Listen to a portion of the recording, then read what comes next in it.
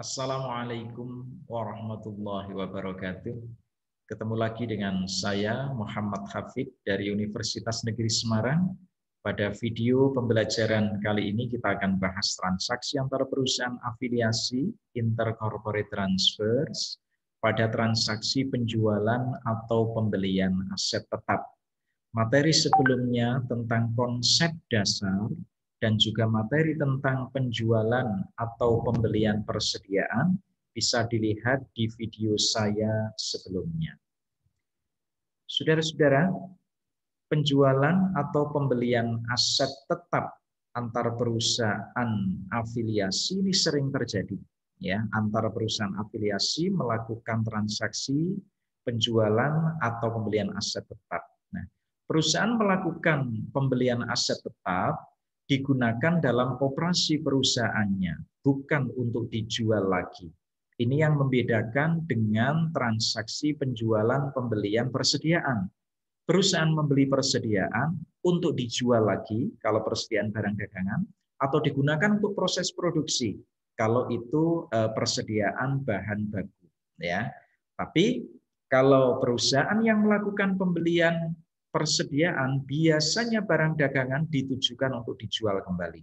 Sehingga pada saat perusahaan tersebut dapat menjual barang atau telah memproduksi bahan baku itu kepada pihak luar, atau bahan baku diproduksi lalu jadi barang jadi lalu dijual kepada pihak luar, maka laba atau rugi disebut dapat direalisasi. Jadi kemarin barang dagangan itu kalau persediaannya masih di perusahaan afiliasi, maka itu dikatakan belum direalisasi, tetapi kalau sudah terjual kepada perusahaan lain di luar afiliasi, dikatakan sudah dapat direalisasi. Nah, saudara-saudara, pembelian aset tetap yang untuk digunakan sendiri, mesin misalnya, peralatan kantor misalnya, ini menyebabkan penjualan kembali aset tetap tersebut kepada pihak di luar entitas konsolidasi tidak pernah akan terjadi. Ini yang membedakan pokok bahasan kita kali ini dengan video sebelumnya tentang penjualan atau pembelian persediaan.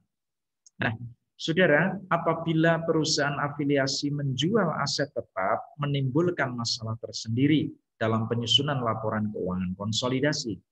Nah, dasar-dasar pemikiran yang menjadi landasan transaksi penjualan atau pembelian aset tetap antara perusahaan dalam satu entitas konsolidasi sama dengan dasar pemikiran pada penjualan atau pembelian persediaan yang sudah kita pelajari sebelumnya. Perbedaan terletak pada apa? Pada saat di mana laba yang terjadi benar-benar direalisasi. Apakah ada realisasi, Pak, dari aset tetap ini? Ada, tetapi sebagian. Ya, nanti penjelasannya. Nah, ini. Kalau realisasi laba atau rugi pada transaksi penjualan atau pembelian persediaan itu diakui pada saat persediaan tersebut dijual kepada pihak di luar entitas konsolidasi, hal ini tidak akan terjadi pada penjualan atau pembelian aset tetap. Aset tetap memiliki karakteristik umur ekonomis lebih dari satu periode akuntansi. Oleh karena itu, sebagian atau seluruh jumlah laba atau rugi yang terjadi dalam hubungannya dengan penjualan atau pembelian aset tetap akan direalisasikan apabila manfaat itu sudah dikonsumsi. Artinya, aset tetap itu sudah digunakan, sudah dipakai oleh perusahaan pembeli yang membeli aset. Nah, realisasi laba yang terjadi akan berlangsung secara periodik sampai dengan umur ekonomisnya habis. Tahu ya logikanya ya. Kalau membeli persediaan barang dagangan hari ini di sini, ya, besok pagi mungkin sudah bisa pindah ke perusahaan lain di luar afiliasi. Tapi kalau aset tetap selamanya di tempat kita aset itu. Pindahnya kapan? Pindahnya secara periodik. Karena sudah dipakai setahun, ya berarti anggap saja ini sudah menguap setahun. Jadi kalau umurnya 5 tahun, sudah kita pakai setahun, anggap saja ini sudah menguap 1/5. Ini sudah pindah keluar dari perusahaan kita 1/5. Dipakai 2 tahun, 2/5. Dipakai 3 tahun, 3/5. Sampai umur ekonominya habis, ini dianggap sudah dipakai semuanya. Berarti sudah keluar dari perusahaan kita, perusahaan satu afiliasi. Nah, bentuk manfaat ekonomisnya, angkanya seberapa, ini nanti ada penjelasannya sebesar depresiasi. Nah, contoh, ini contoh yang ini, angka 5 ini abaikan saja ya. Mungkin ini karena saya membahasnya urutannya sejak konsep dasar. Ya. Tetapi kalau di video kali ini, saya mengawali ini contoh 5 itu maksudnya contoh 1. Tapi kita pakai gunakan contoh 5 saja biar tidak bingung. Contoh 5 ini untuk penjualan yang dilakukan perusahaan induk kepada perusahaan anak. Berarti arus ke bawah. Ya. Perusahaan induk punya 100%. Mau 100% atau kurang dari 100%, pembahasan kemarin, kalau arus ke bawah sama perlakuannya. Oke, contohnya, PT induk punya 100% saham-saham PT anak.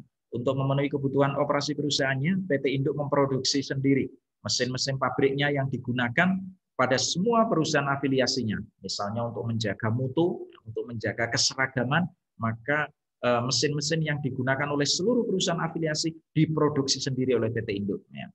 Pada tanggal 29 Desember 2015, PT Anak membeli mesin kepada PT induk seharga 250 juta. Saya gunakan 29 Desember biar gampang ya. Ini artinya mesin ini kan dibeli di akhir Desember, berarti mulai digunakan awal Januari. Ini biar gampang. Variasi soalnya tentu saudara harus bisa kalau mesin itu digunakan di tengah-tengah periode akuntansi. Oke, catatan akuntansi PT induk menyebutkan bahwa harga perolehan mesin yang terdiri atas biaya produksi dan pemasangan sebesar 200 juta.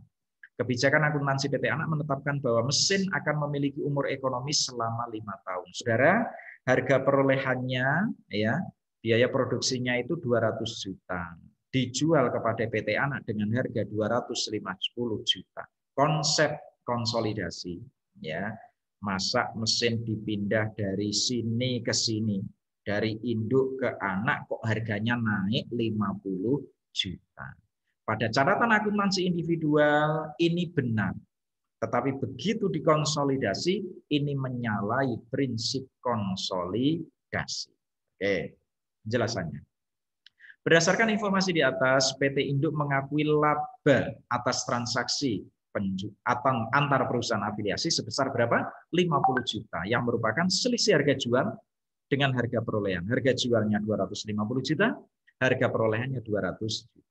Apabila pada tanggal 31 Desember disusun laporan keuangan konsolidasi, maka keseluruhan laba 50 juta yang telah diakui oleh PT induk harus dieliminasi karena belum ada manfaat ekonomi yang dikonsumsi dari mesin tersebut di tahun 2015. Ya. Dengan demikian, akun mesin harus disajikan sesuai harga perolehannya, kembalikan ke harga 200 juta. Apabila eliminasi tidak dilakukan, maka akun mesin akan disajikan dalam laporan keuangan dalam jumlah yang lebih tinggi dari semestinya atau overstatement, yakni 250 juta. Kalau nggak dilakukan eliminasi ini, maka mesin akan dilaporkan 250 juta, padahal yang betul 200 juta tadi. Ya. Nah, maka jurnal eliminasi yang diperlukan pada saat penyusunan laporan keuangan konsolidasi adalah mesin diturunkan 50 juta, mesin kredit 50 juta. Berikutnya, saldo laba PT induk, labanya dikurangi, dibatalkan. Laba yang penjualan mesin ini dibatalkan, 50 juta. Ya. Jadi saldo laba PT induk debit 50 juta, mesin kredit 50 juta. Nah, sehingga daftar lajurnya seperti ini, ya, ini. Angkat jurnal tadi dimasukkan di sini, ya, sehingga mesinnya saudara lihat ini, mesinnya menjadi angkanya 200 juta, berarti sudah betul. Ya. Lalu saldo labanya 50 juta, sehingga saldo laba yang 500 juta sekarang menjadi 450 juta. Gampang ya? Gampang. Nah, ketika mesin telah digunakan untuk operasi PT Anak, berarti manfaat ekonominya telah dirasakan, telah dikonsumsi. Nah, perwujudan dari manfaat aset tetap yang telah dikonsumsi diwujudkan dalam bentuk beban depresiasi yang diperhitungkan secara periodik dan ditampung secara akumulatif di dalam akun akumulasi depresiasi. Manfaat setiap tahunnya tercermin di beban depresiasi. Manfaat setiap tahunnya, ya. Kumpulan manfaat itu akumulasinya tertampung dalam akun akumulasi depresiasi, ya. Apabila laporan posisi keuangan konsolidasi disusun pada setiap akhir periode, maka jumlah laba yang harus dieliminasi menjadi berkurang. Tidak 50 juta terus, tetapi berkurang sebesar laba yang sudah direalisasi. Sampai dengan akhir periode akuntansi yang bersangkutan sejalan dengan kenaikan saldo akun akumulasi depresiasi. Oke, eliminasi terhadap jumlah laba yang belum direalisasi dilakukan hanya sebesar laba yang terkandung dalam nilai buku aset tetap menurut catatan akuntansi perusahaan yang menggunakan aset tetap tersebut. Ya. Oke, ini penting. Laporan posisi keuangan itu sebetulnya akan menyajikan aset tetap sebesar nilai wajar. Namun pada pembahasan kali ini saya anggap nilai buku dan nilai wajarnya kita anggap sama biar lebih sederhana. Anggap saja nilai wajar yang ditetapkan oleh tim jasa penilai sama dengan nilai buku sebagaimana tercatat pada catatan akuntansi perusahaan. Anggap saja nilai wajarnya itu sama dengan nilai buku. Pak, kalau beda gimana ya? Ini karena persoalannya kalau dibahas di sini menjadi bertambah-tambah beban kita, ya. Maka anggap saja ini sama dulu, biar konsep eliminasinya kita kuasai. Nah, tentang penyajian sebesar nilai wajar sebuah aset tetap dipelajari di intermediate accounting, ya, pokok bahasan aset tetap. Oke, eliminasi atas aset tetap terdiri atas satu, eliminasi akun aset tetap sebesar selisih harga jual dengan harga perolehannya seperti tadi ya, 250 dan 200. Berarti 50 juta ini eliminasinya ya. Untuk akun aset tetap, boleh mesin, boleh peralatan ya dan seterusnya. Eliminasi saldo akun saldo laba pihak penjual ya. Lalu eliminasi akun akumulasi depresiasi aset tetap sebesar selisih akumulasi depresiasi aset tetap menurut catatan akuntansi perusahaan yang menggunakan aset tetap dengan akumulasi depresiasi yang dihitung berdasarkan harga perolehan. Ya. Jadi ini jurnal eliminasi pada tiap-tiap akhir periode akuntansi saat penyusunan laporan keuangan konsolidasi selama mesin digunakan, berarti akhir 2015, 2016, 2017 dan seterusnya seperti ini. Ya. Kalau 31 Desember 2015 ini mesin belum digunakan ya, baru 2 hari umurnya karena kan dibeli 29 Desember. Maka berarti belum ada depresiasi ya ini ya, sepakat ya karena belum ada depresiasi. Jurnal eliminasinya akhir 31 Desember 2015 cukup mesin dikurangi 50, saldo laba dikurangi 50. Sehingga bunyi jurnalnya saldo laba PT Induk debit 50 juta, mesin kredit 50 juta. Ya. Berikutnya 31 Desember 2016. Ini jurnalnya saldo laba PT Induk 40 juta. Kenapa yang dibatalkan hanya 40 juta? Karena yang 10 juta sudah direalisasi. Sudah direalisasi ya. Dalam bentuk akun akumulasi depresiasi mesin 10 juta. Jadi manfaat mesin sudah dirasakan ya, sehingga nilai mesin sudah berkurang, sudah menguap, sudah berkurang. Beda dengan persediaan kemarin kan tidak ada istilah berkurang, tetap segitu, kalau terjual baru hilang blas begitu. Kalau ini enggak akan hilang wong ini nanti nggak akan hilang blas karena nggak mungkin dijual, ini dipakai. Maka hilangnya adalah secara periodik, 1/5, 1/5, 1/5, 1/5. Kalau 5 tahun, kalau 10 tahun, 1/10, 1/10, 1/10. Ya. Jadi ini angka 10 juta, ini dihitung dari 1/5 dari 50 juta. 50 juta itu apa? 250 juta min 200 juta. Ini. Nah, nanti saya terangkan angka 10 ini lewat sudut pandang perhitungan yang lain. Ya. Oke. Tanggal 31 Desember 2017 berarti sudah dipakai 2 tahun, ya, maka akumulasi depresiasinya 20 juta di sini. Ya, mesin kredit 50 juta, akumulasi depresiasinya 20 juta, saldo labanya tidak 50 juta, tetapi sekarang 30 juta karena manfaatnya sudah dirasakan. Oke, perhitungannya begini. Ya, gampangnya begini. Pada saat entitas individual itu saya lukiskan seperti ini. Saya cukup 3 tahun saja ya. Ini akhir 2015, akhir 2016, akhir 2017. Untuk berikutnya sama saya kira ya. Akhir 2015 mesinnya 250 juta, betul ya. Akumulasi depresiasinya masih 0 ya. Sehingga nilai buku mesin 250 juta. Kalau dibiarkan seperti ini akan salah. Karena yang betul adalah 200 juta, maka pada saat pelaporan entitas konsolidasi yang betul adalah 200 juta mesinnya, nilai bukunya 200 juta, maka mesin dikurangi 50 juta. Ya, saldo labanya juga dikurangi 50 juta. Oke, tanggal 31 Desember 2016 setelah dipakai 1 tahun, entitas individual mencatat begini, mesinnya 250 juta, akumulasi depresiasinya 50 juta ya, baru sekali, jumlah depresiasi dengan akumulasi depresiasi sama-sama 50 juta kan, karena baru sekali. Ya. Jadi akumulatifnya baru sekali ini. Ya. Nilai bukunya 200 juta. Mau melaporkan seperti ini salah. Yang betul adalah mesin 200 juta didepresiasi 1 tahun, berarti 1/5, itu 40 juta. Sehingga nilai buku mesin 160 juta. Saudara-saudara, akumulasi depresiasi harus dikoreksi. Tadinya 50 juta, yang betul 40 juta. Paham ya? Perusahaan mencatat akumulasi depresiasinya 50 juta, yang betul 40 juta, maka akumulasi depresiasi harus dikurangi 10 juta. Akumulasi depresiasi itu tempatnya kredit, kalau dikurangi kita debit seperti ini. Nah, begini ya. Sehingga ini yang menjadikan saldo labanya cukup dikurangi 40, tidak usah 50. Paham ya?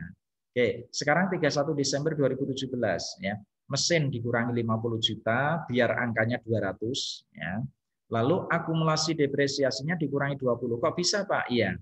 Begini, akumulasi depresiasi menurut catatan individual adalah 100 juta. Betul 100 ya. 50, lalu ada 50 lagi, sehingga kalau akumulatif 100, karena sudah dipakai 2 tahun. Yang betul bukan 100, saudara, tetapi 80. 40, ada lagi 40, 2 tahun, berarti 80.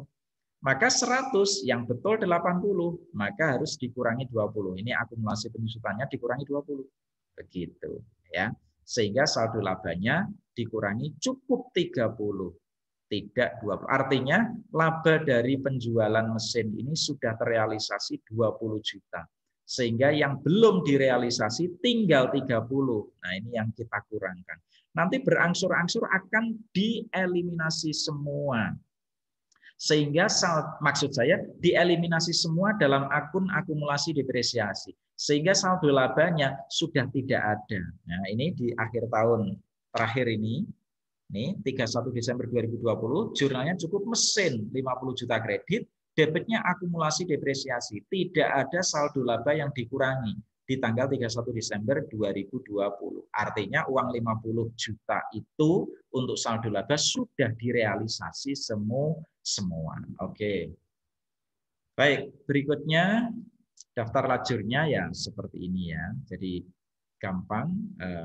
Ini tadi pada saat ini kita contohkan salah satu ya, pada tanggal 31 Desember 2017. Maka yang dieliminasi mesinnya kredit 50, akumulasi saldo labanya debit 30, akumulasi depresiasi debit 20 ya. Dari yang ini. Kita ambilkan contoh yang ini misalnya contoh ini yang kita jadikan contoh ya. Oke, clear ya contoh 5. Sekarang contoh 6. Contoh 6 ini penjualan arus ke atas ya, penjualan oleh perusahaan anak kepada perusahaan induk. Nah, kalau ini beda antara yang 100% dan kurang dari 100%. Kalau contoh yang tadi penjualan arus ke bawah cukup satu contohnya karena mau 100% atau kurang dari 100% sama. Tapi kalau penjualan arus ke atas ini yang jual perusahaan anak ini antara 100% dengan kurang dari 100% beda. Nah, sekarang yang 100%. PT induk memiliki 100% saham-saham PT anak. PT anak memiliki usaha memproduksi mesin-mesin pabrik dan PT induk adalah salah satu pelanggannya. Pada tanggal 29 Desember, PT induk membeli sebuah mesin kepada PT anak seharga 250 juta. Catatan akuntansi PT anak menyebutkan bahwa harga perolehan mesin terdiri atas biaya produksi dan pemasangan 200 juta. Kebijakan akuntansi PT induk menetapkan bahwa mesin akan memiliki umur ekonomi selama 5 tahun. 5 tahun. Ya. Transaksi pembelian mesin oleh PT induk kepada PT anak akan menimbulkan laba yang dicatat pada PT anak. Ketika perusahaan induk memiliki 100% kepemilikan atas perusahaan anak, maka laba yang terjadi pada PT anak pada akhirnya akan menjadi hak PT induk, betul ya? Eliminasi atas laba yang belum direalisasi ini dibebankan pada saldo laba PT induk bukan PT anak. Ya.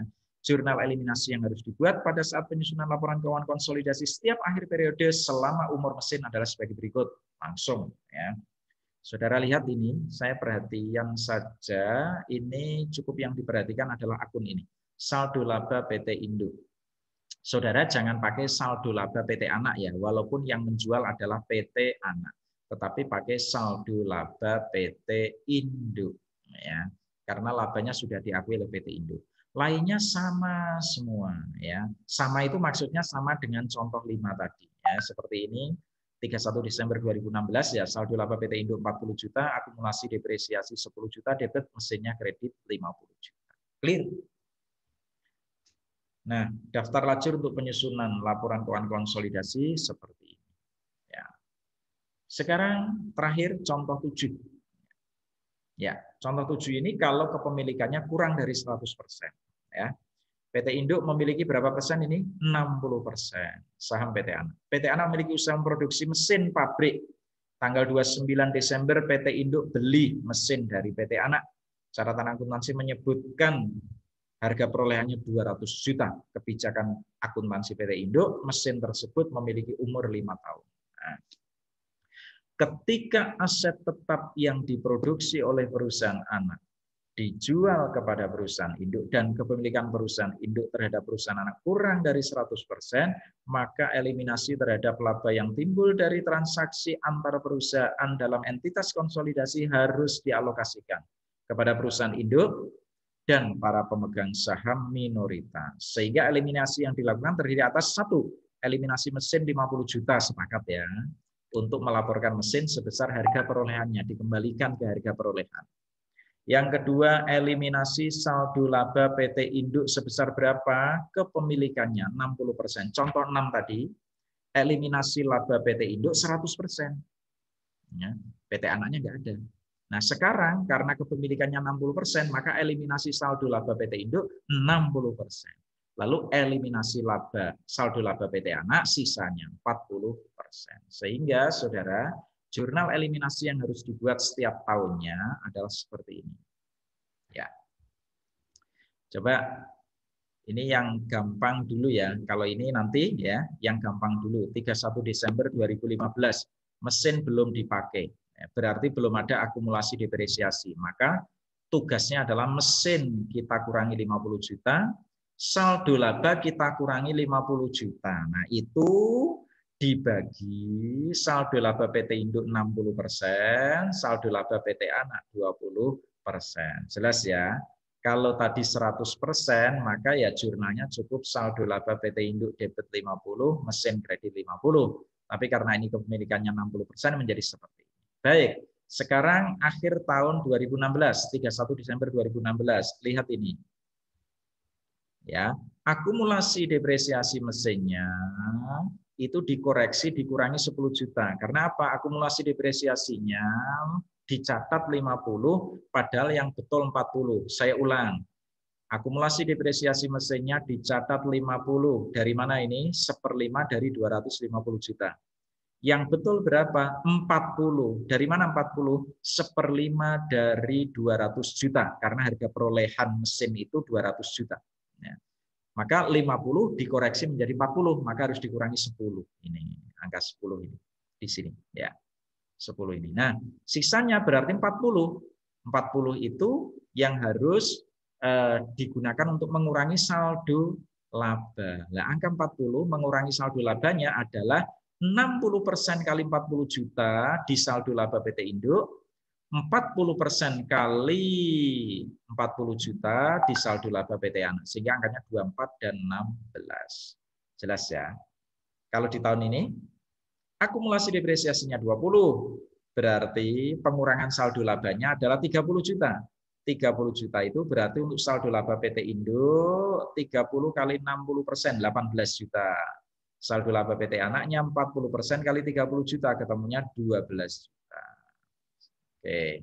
Kalau disusun laporan keuangan konsolidasi seandainya menggunakan metode ekuitas, sekali lagi ini, perhatikan seandainya menggunakan metode ekuitas, maka perusahaan menjurnal begini ya, investasi saham PT Anak Debit pendapatan dari PT Anak Kredit angkanya 30 juta. Anggap saja selama 1 tahun itu labanya hanya itu tok. Tapi ini nggak mungkin angkanya sekian. Ini artinya laba ini adalah laba dari penjualan mesin. Mungkin labanya PT Anak itu ya 1 miliar mungkin keseluruhannya. Nah, tetapi ini yang saya tunjukkan adalah laba yang dari penjualan mesin. Berarti diakui 60%-nya. Oke ya. Sehingga di sini jurnalnya investasi sahamnya kita batalkan ya, kita kurangi ya. Jumlahnya tidak hanya 30 ya, ini bersama-sama dengan yang lain. Bisa saja ini 2 miliar, tapi kan karena datanya tidak lengkap, ini saya tulis plus 30 dari jurnal ini tadi ya. Sehingga dibatalkan ini. Pembatalan ini bukan pokok bahasan hari ini, tetapi pokok bahasan yang lalu ya. Jadi investasi saham dieliminasi, saldo laba dieliminasi, modal saham dieliminasi. Ya, itu ya. Kemarin ya, pokok bahasan yang kemarin. Yang pokok bahasan sekarang adalah ini. Mesin dieliminasi 50 juta, akumulasi depresiasi dieliminasi 10 juta, lalu saldo laba dieliminasi 24, saldo laba PT Anak dieliminasi 16. Nah, angka 30 ini tempatnya di sini ya, di saldo laba PT Induk. Tapi sengaja tidak saya tindihkan di sini biar saudara pemirsa tahu masih bisa melihat angka 24 ini. Tapi angka 30 ini ikut tambah di sini. Jadi jumlahnya 54 begitu. Ya.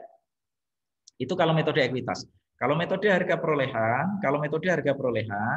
maka ini berarti akun investasinya tidak terpengaruh ya karena dicatat sebesar harga perolehan, akun investasi tidak terpengaruh ya. Tetap ya. Maka kita tinggal mencatat ini seperti biasa, ini seperti tadi mesin kredit 50, akumulasi depresiasi debit 10, saldo laba PT Induk 24, saldo laba PT Anak 16, lalu ini ada kenaikan saldo laba untuk PT Induk 30 juta. Dari mana? 60% kali 50 juta. Ini pokok bahasan yang dulu pernah akuntansi akuisisi, metode harga perolehan. Demikian materi kita hari ini ya. Jadi penjualan dan pembelian aset tetap antar perusahaan afiliasi. Semoga bermanfaat. Assalamualaikum warahmatullahi wabarakatuh.